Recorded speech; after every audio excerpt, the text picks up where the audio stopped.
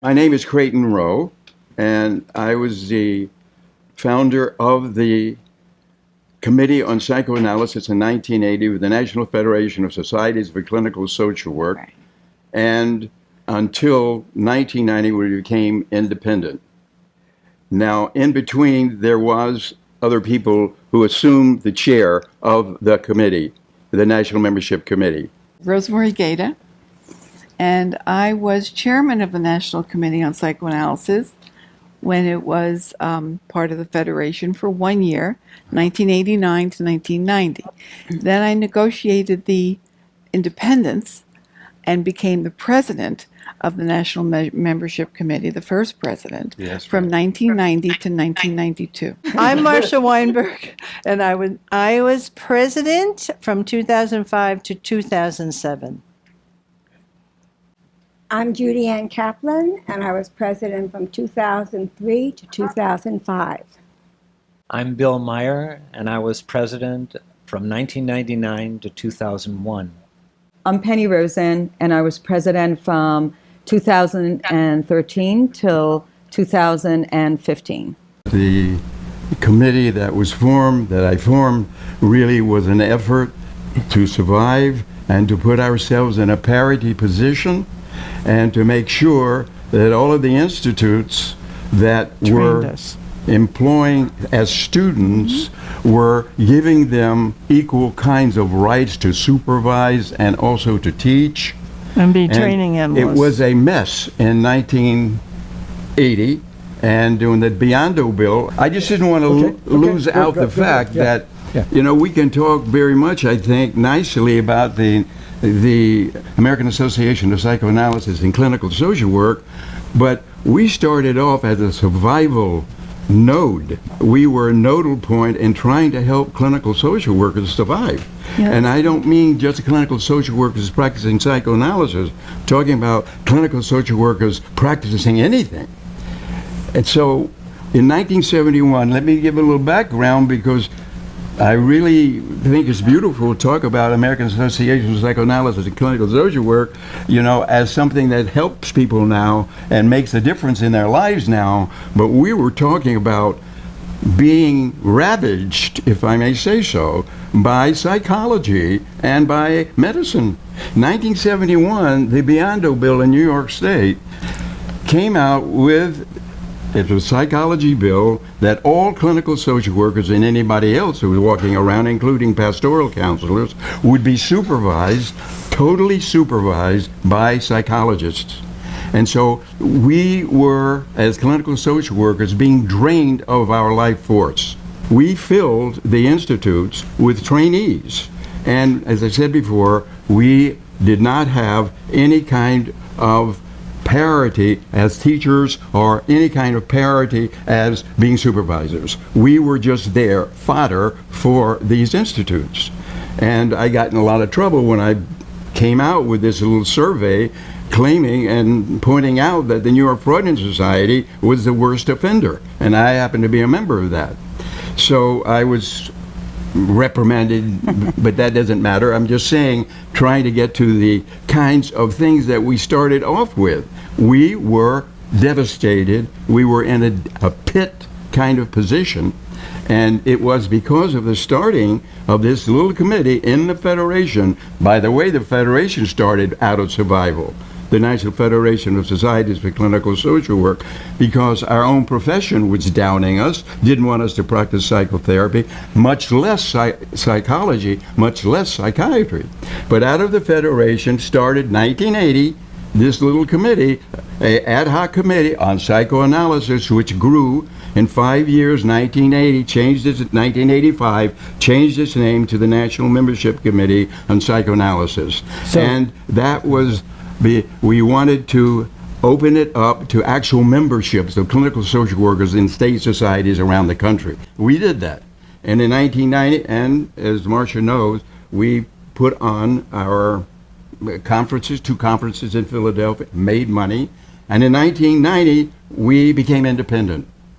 And so after the independence, then we were invited to join the Psychoanalytic Consortium. In other words, sitting down with psychiatry and psychology. This was blasphemous, folks.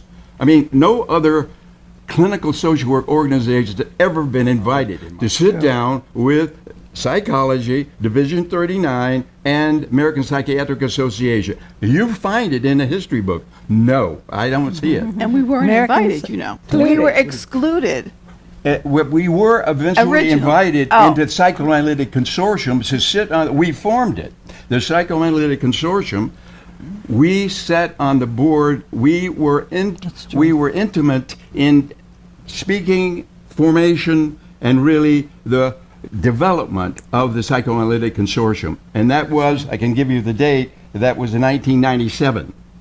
And so we became on the map as we sat down with the Psychoanalytic Consortium. Right. Psychoanalytic Consortium was started in 1992. Too, right? And then out of that Psychoanalytic Consortium, I, on behalf of the National Membership Committee on Psychoanalysis, made a motion to start the Accreditation Council of Psychoanalytic Education. And there is where the ACP grew. Talking kind of fast, but nevertheless, I think it's important to know this history. It's a history of survival. Only recently, William Allison White and the New York Psychoanalytic accepted social workers. That's right. So they've just begun to accept social workers, and they've all been sort of warned to that as they go up in the totem pole, are they going to be able to have be training analysts or supervisors? It still exists. It's not over. Just When wanted to we make sure. started, their social workers were not allowed into the American That's Psychoanalytic. correct. Correct. Only a token 1 or 2 psychologists were allowed. Yes. And we were totally excluded. Now it's different. Now social workers are in those institutes, but not then.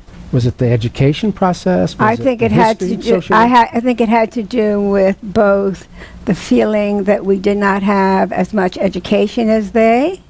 I think it also had to do with what is still an issue in the American, that our nth degree is the MSW, that our nth degree is not the PhD. There's a movement now to make it a PhD, but I think that they felt that we were not as qualified as they and did not have the same kind of training as one of the reasons. Well, I think another reason went back to Freud, and when Freud came to this country, he believed anyone could be trained to be a psychoanalyst. You didn't need a medical credential or any other specific credential.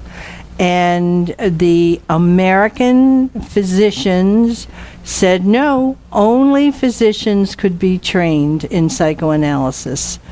And they continued that tradition as long as it was financially feasible.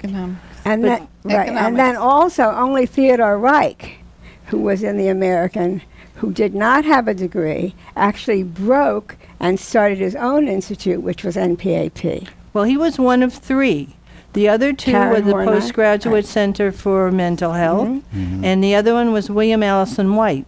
And the 3 of them were formed, they were institutes formed right after World War II, when there was all kinds of money available from the federal government for community mental health. Yep. So, and they opened, William Allison White didn't want to train social workers, Right. but postgraduate and NPAP both opened the doors to social work Right. and anyone else who wanted to be trained. Let me just refocus for a bit. I'd like to ask some questions sort of individually of you. And first by just, if you would tell us a bit about yourself, right?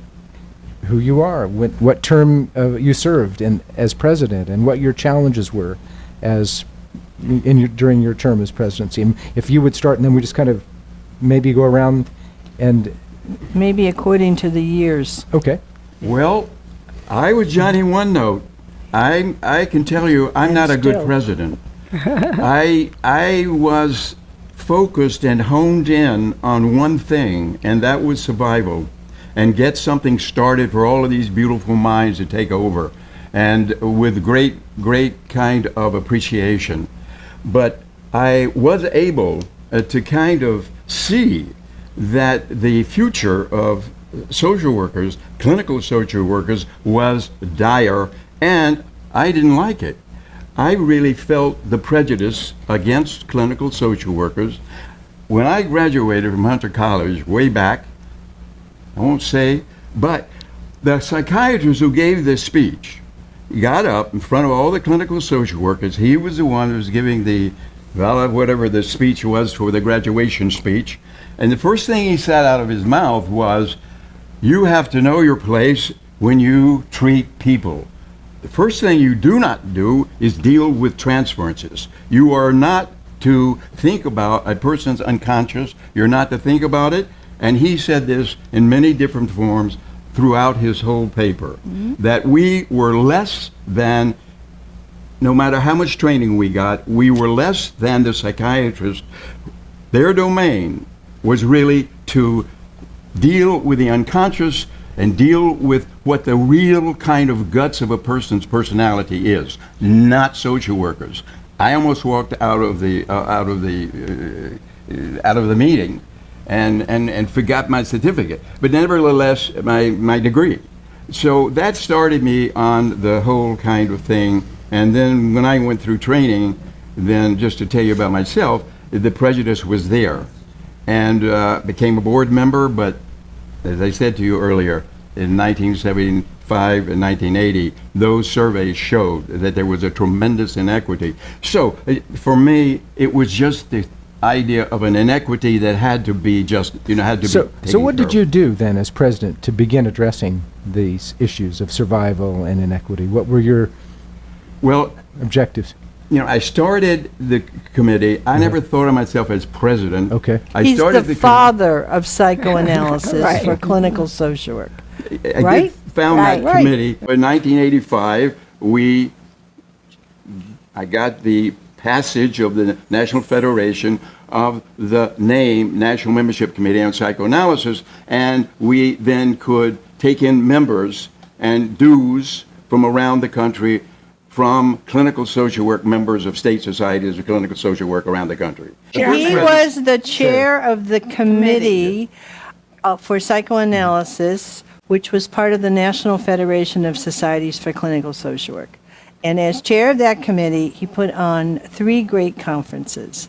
In 1985, which started agitating becoming a separate organization from the National Federation, a membership organization. In 1990, we separated. And then in yeah. 1990, it finally happened. And the first president is Rosemary. Rosemary Gaeta. I was chairman of the committee from 1989 to 1990 as part of the Federation. Right. And then I knew that and Clayton, of course, inspired me, that we couldn't be a part of a chairman and also be part of the consortium because it was crazy. Because when we had a meeting of the consortium, we weren't allowed to vote because we had to clear it with the president of the Federation, because I was a chairman. And they only met twice a year. It was totally insane. You mean the Federation Board only met twice a year. So we were looking like nincompoops, So I had to make the big push to become independent of the Federation. How'd you do that? How did you accomplish That was a very big political challenge. Very big. Tell us about Because the Federation did not want to let go of us Yeah. because we were, we were, what should I say? You made a lot of money. We made a lot of money, okay. Yes. And we were, really go-getters, We were let's say an that. integral part Yeah, Yes. yes. of that organization. Yes, we were a very important part of the organization. So they didn't want to let us go. Most of the social workers, I don't know the number, but I'm going to guess 90% are women. Good point. And women are just, they were just dismissed. And I know when the Division 39, they were men, powerful men, and, and market psychoanalytic, powerful men. And I was a little intimidated, but I wouldn't allow myself to let that be known. But here I am I was a little girl at that time. I was a young girl. I was in my 40s. And, but these were, men who were like in their 70s. And I had to really demand that we be included. It sounds to me like there's a kind of theme emerging here about this consortium, right? It was such an important part of the history of this organization, establishing itself within the broader, not only Absolutely. within, and so it continues to be a very powerful. It was the external validation by the other psychoanalytic groups that made it so important. Yeah. You know, it was a really wonderful thing. One day I was just innocently sitting in my office when Stanley Greenspan called and said that he was planning to publish this manual with representation from all of the consortium members. And so he asked me to be on the steering committee, which enabled me to ask people from our organization, social workers, to write and to edit for that publication. So, and there's a couple of other points I thought would be worth making. Some people don't know, for example, that the Federation initially consisted of state presidents of their state clinical societies. Again, I really want to underscore what a pioneer Clayton was in just creating this organization. The conferences have become so necessary. People really feel that it is a place that they come home, and they feel like they're among like-minded people. Family. Like family. Like family. Like families. And as Penny was saying too, I think it's worth noting that the proceedings of our conferences have been published, in the most prestigious social work journals in the country. And so we have so much to be proud of there. There are a couple of other points that are worth making, and one is that this organization, through its national study group, has also published several books. One was Fostering Healing and Growth. The other was the Psychoanalyst Casebook.